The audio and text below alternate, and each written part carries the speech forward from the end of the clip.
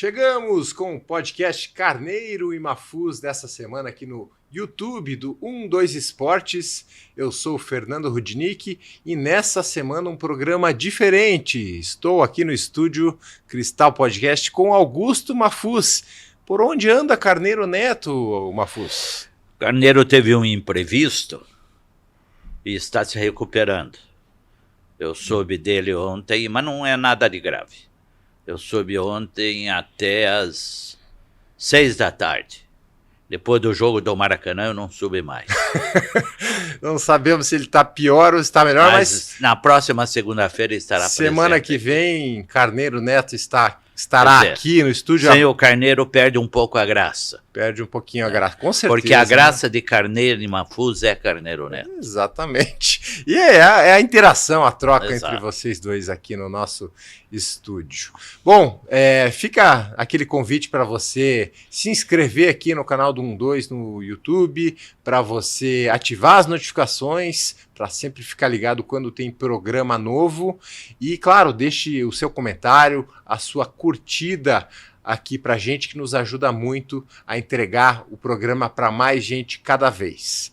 Tá certo? Vamos começar falando do Atlético, Mafuz, que, se a gente fazer a recapitulação de tudo que aconteceu na semana passada, teve a eliminação para o Racing na Argentina, e agora, nesse domingo, jogo tarde, às 8 da noite, ia empatando com o Flamengo, e no finalzinho do jogo tomou o 1-0, gol do Gerson, e é mais uma derrota. Agora são 2 derrotas do novo técnico Lúcio Gonzalez, e a coisa está cada vez mais feia. Mas eu vou ser coerente, eu não vou, embora ele eventualmente venha a ter culpa, porque ele é o técnico, eu não vou responsabilizar o Lúcio, e não é nada por sentimento, por idolatria. Não teve nem tempo de treinar, né? Não é nem por causa disso.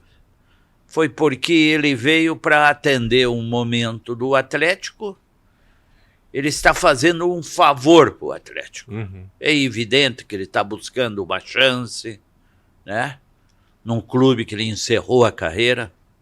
Mas ele está fazendo um favor para o Atlético. Porque um técnico, em condições normais, não iria assumir o Atlético como o Lúcio assumiu. Porque é terra arrasada. Ele assumiu terra arrasada, né?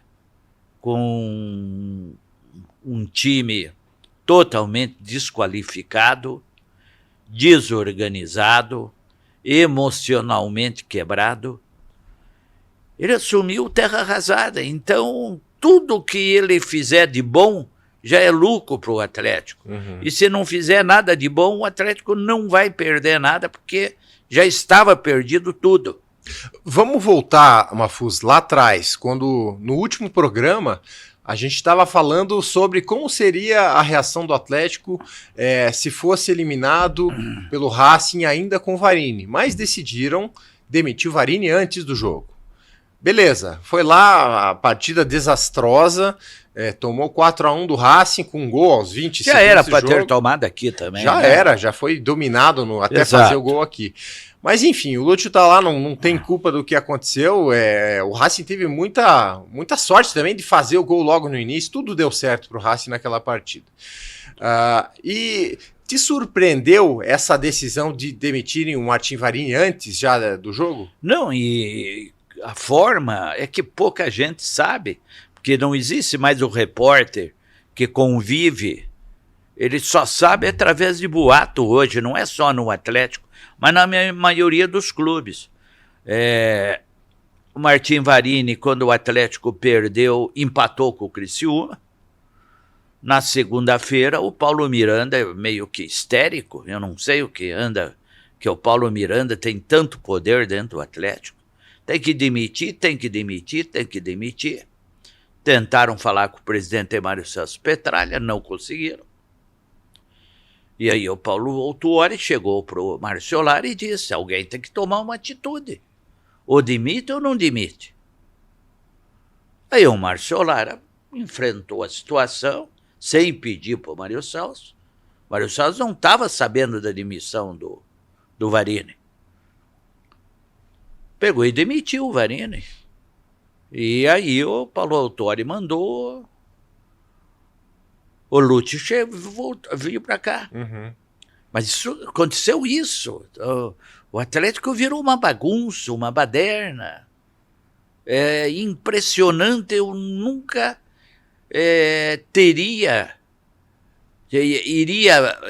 sonhava em ver o Atlético na gerência do Mário Celso Petralha do jeito que tá. Do jeito que tá. Isso é uma barbaridade. Porque é até engraçado, porque ele reclamava, né, de outras gestões exatamente disso, de falta de comando, de desorganização, e está acontecendo. Ele agora deixou na mão do Marciolar, e o Marciolar é uma coisa... Ele não sabe nada de futebol, não sabe nada de administração. A responsabilidade por tudo que está acontecendo, embora o presidente Mário Celso Petralha seja o presidente, não há como não negar a Marciolar, as contratações, a falta de habilidade para manter o Cuca, você entendeu? O gasto indiscriminado que teve o clube. Ele é o grande responsável e por isso que a torcida quer ele fora do Atlético. E, aliás, não é só a torcida.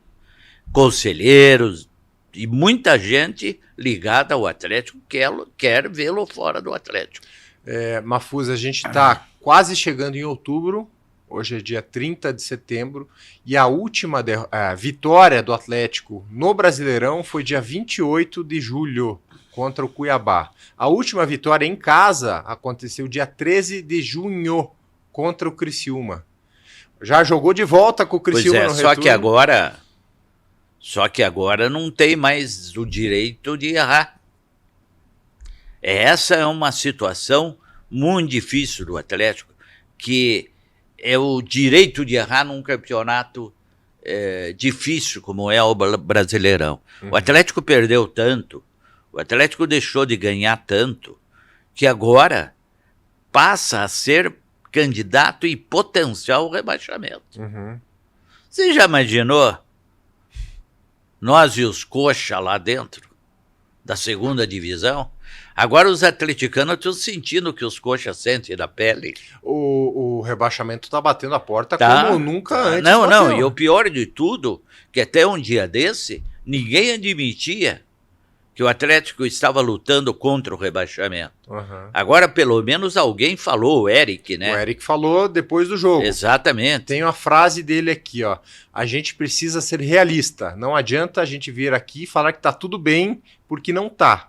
A gente está 3 pontos atrás da zona, totalmente desconfortável para a gente. Não era o que a gente planejava para o ano do centenário. Tem que parabenizar o Eric, foi o único que teve coragem de admitir essa situação.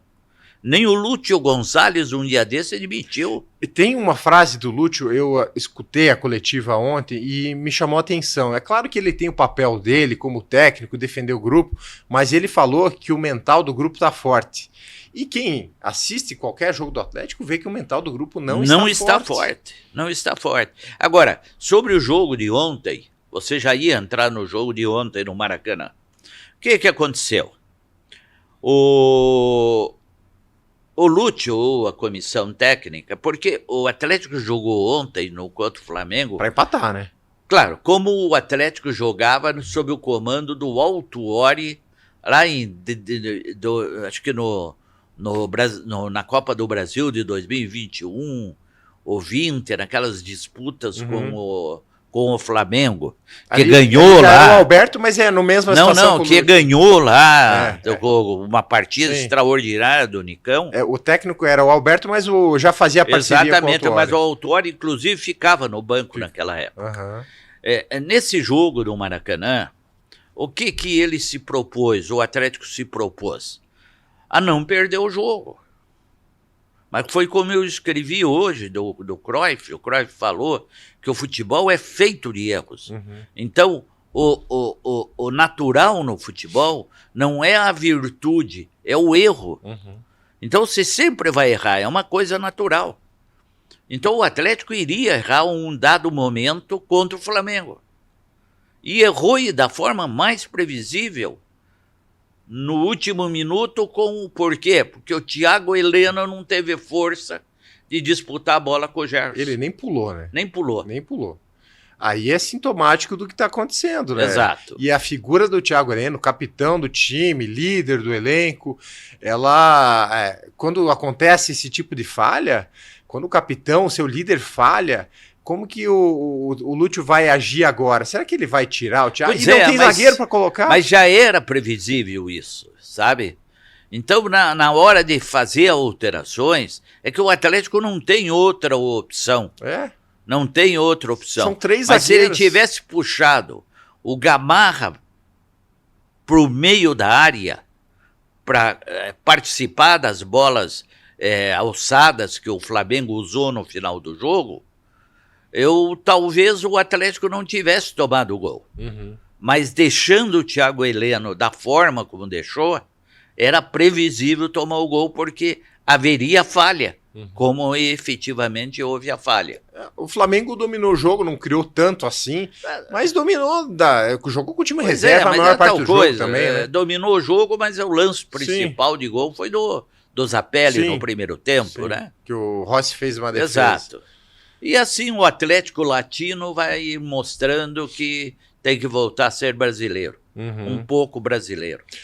O Lúcio até falou depois do jogo que ficou contente pela entrega de todos, e o plano de jogo era esse mesmo, de conseguir um empate, talvez conseguir jogar no contra-ataque, conseguir um gol, mas assim... E tem que voltar a ser assim, eu vou te falar, ele não está errado, porque se expor, o time é tão fraco, tecnicamente, individualmente, ele é tão fraco que se ele se expor, ele vai perder para qualquer outro, seja fora, seja na Baixada.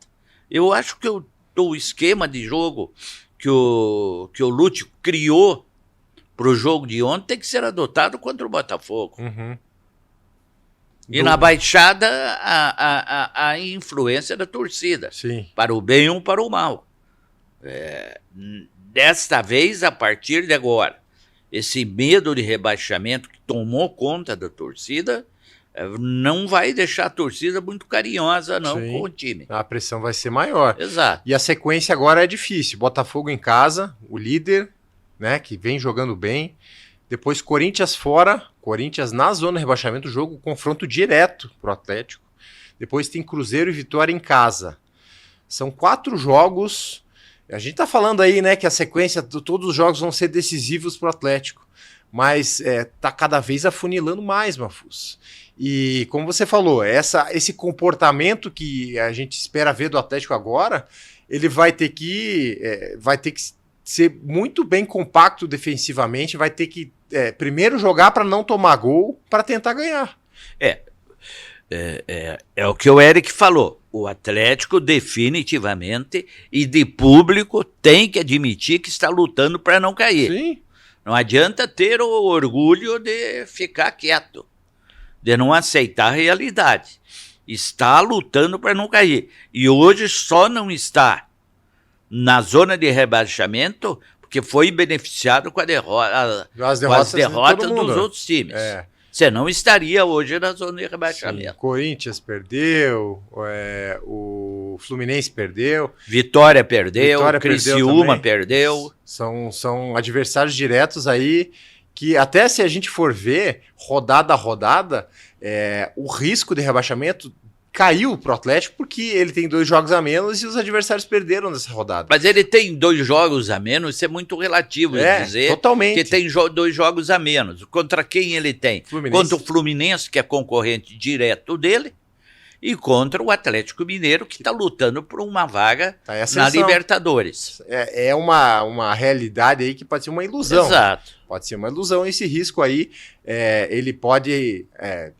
daqui a pouco, né, aumentar de uma maneira que você perde o controle. Né? Eu não considero esses 2 jogos a menos, nas atuais circunstâncias... Positivo. Um dado positivo. Sim. Eu não considero. Outra coisa que chamou a atenção, Mafuz, e a gente já bateu aqui algumas vezes. Depois do jogo contra o Racing, quem passou na zona mista do estádio lá, L Cilindro, foi Paulo Autuori, e ele falou, perguntado pelo jornalista se ele ia dar entrevista, ele falou, eu deixei de falar há muito tempo, não falo mais, falei por 49 anos. Mas nesse momento, Paulo Autuori, você precisa vir a público e falar. O Petralha está por trás disso. Vai por mim. Por que o Petralha está por trás disso? E aí, ele não está errado.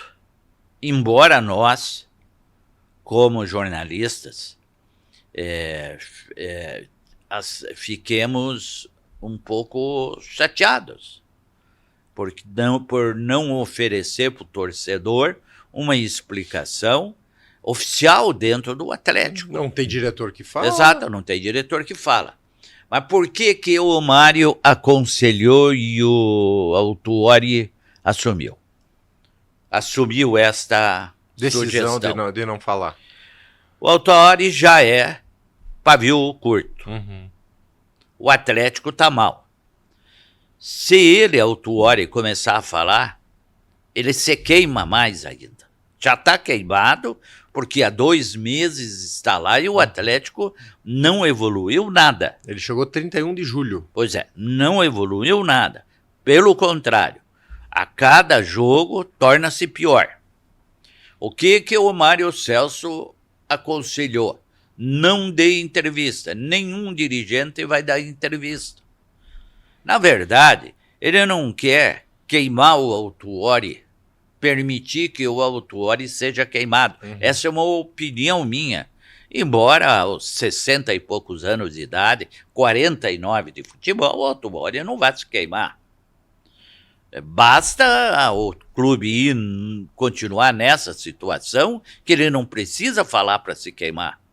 Ele já está se queimando pela falta de iniciativa objetiva. A gente não sabe qual foi a posição que ele adotou até agora. E você não acha que essa decisão aí dele não falar pode aumentar esse processo de fritura do Lúcio? Mas claro, é evidente. É evidente. Do Lúcio, dos jogadores. Sim, né? Sim. Enquanto isso, o Márcio Lara fica quieto, se esconde. Paulo Miranda se esconde. Mário Celso se esconde. Porque o Mário Celso poderia, dentro da rede social, dar uma mensagem.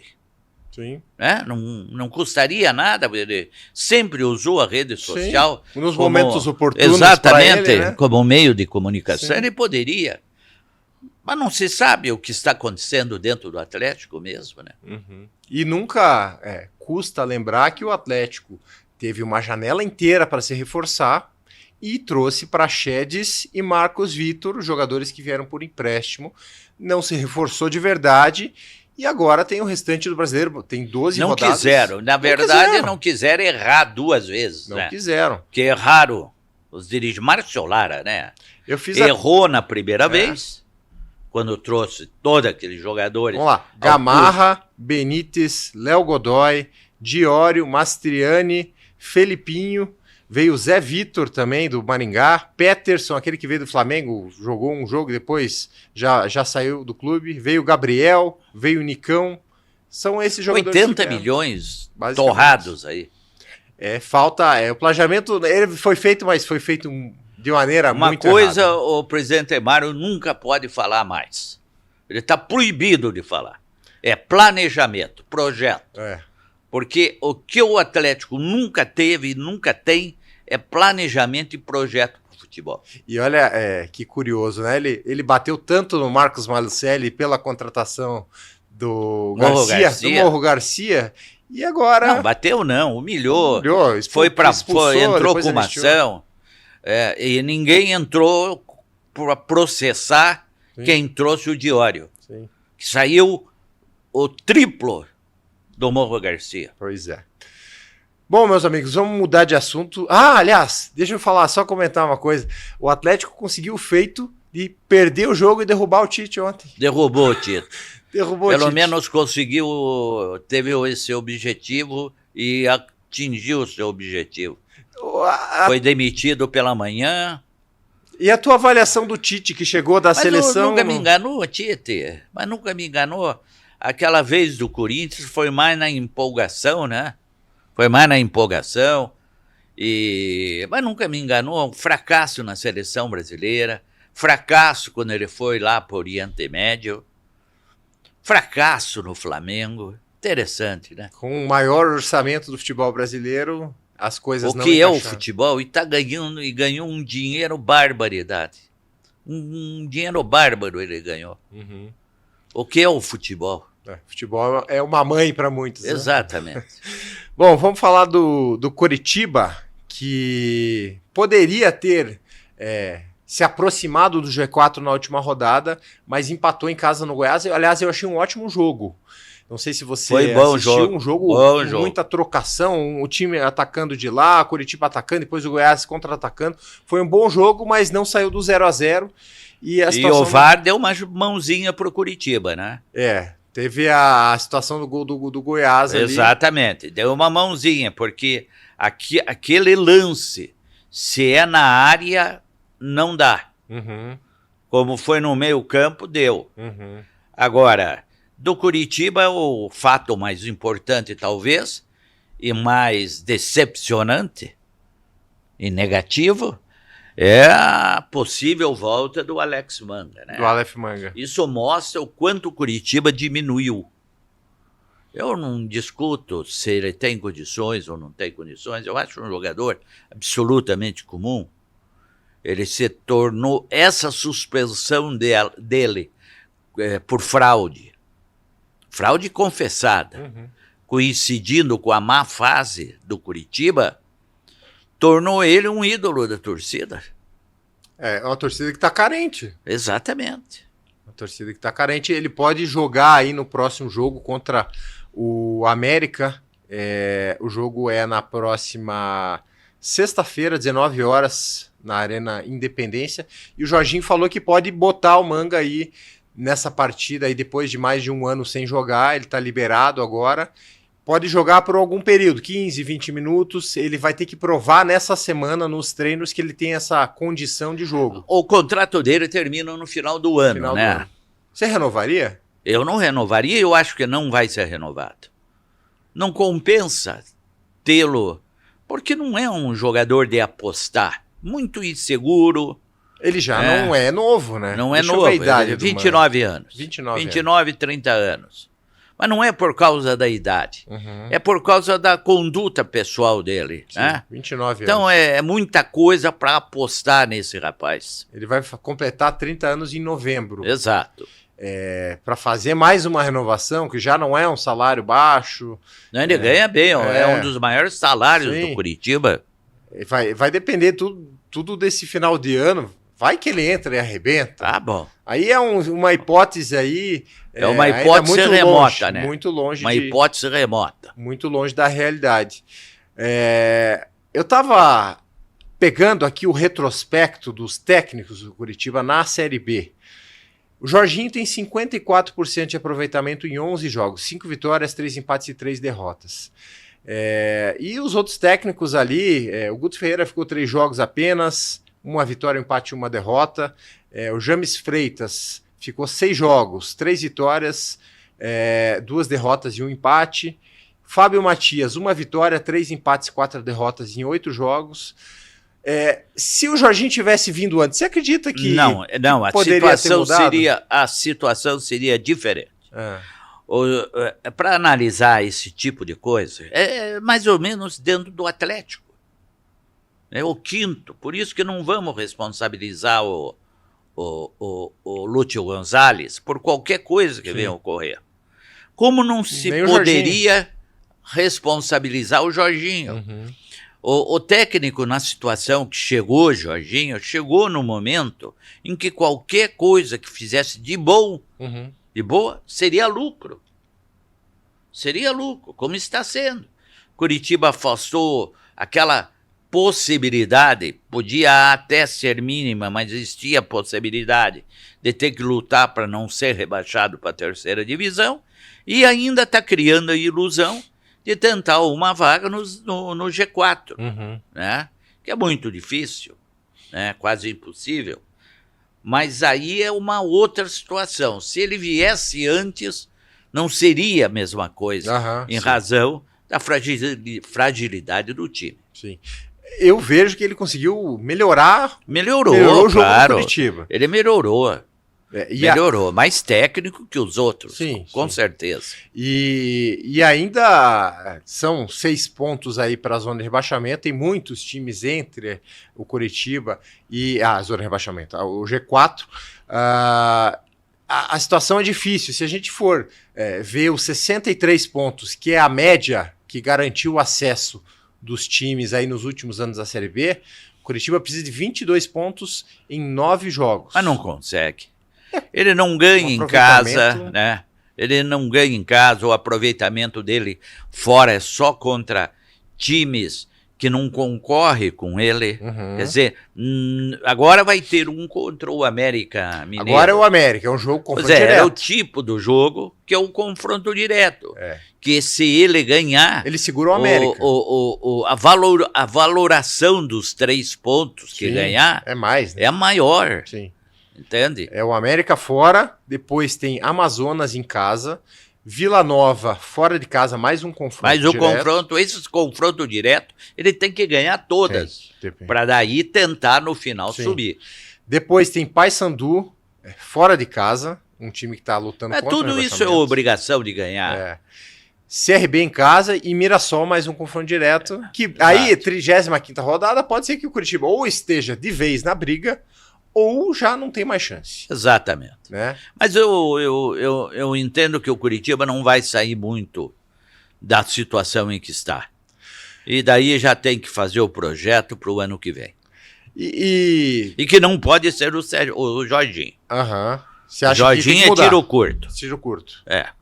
E aí, o que a SAF faz para o ano que vem? Vai ter que fazer. Vai ter que... Quem que é o diretor hoje, executivo? O executivo é o Gabriel Pereira. Esse rapaz está indo bem, ele. Acalmou a torcida. E ele Gabriel Lima. E ele é de futebol, ele é... O Gabriel Lima é o CEO do clube. Exato, não é só um administrador. É o que veio do Cruzeiro. Ele é também ligado ao futebol. Eu acho que ele pode fazer uma boa administração já projetando para o ano que vem. E no futebol hoje, quem comanda é o William Thomas, que estava trabalhando com o Autuori em conjunto. O Autuori saiu e o William Thomas permaneceu. Mas sabe, esse da SAF trabalha com um orçamento limitado, sabe? É diferente de outros clubes. O Coritiba trabalha com orçamento limitado, porque são investidores da Faria Lima, não são investidores de futebol, torcedores, é outra situação. Mas acho que da mesma maneira que o Atlético, o Coritiba também, quando contratou, não contratou bem, com critério. Exato. Que deveria. Aliás, falar em SAF, em Atlético, está na hora de começar a investigar a notícia sobre as pretensões do Atlético. O presidente Mário Celso Petralha hoje só está trabalhando na negociação da SAF.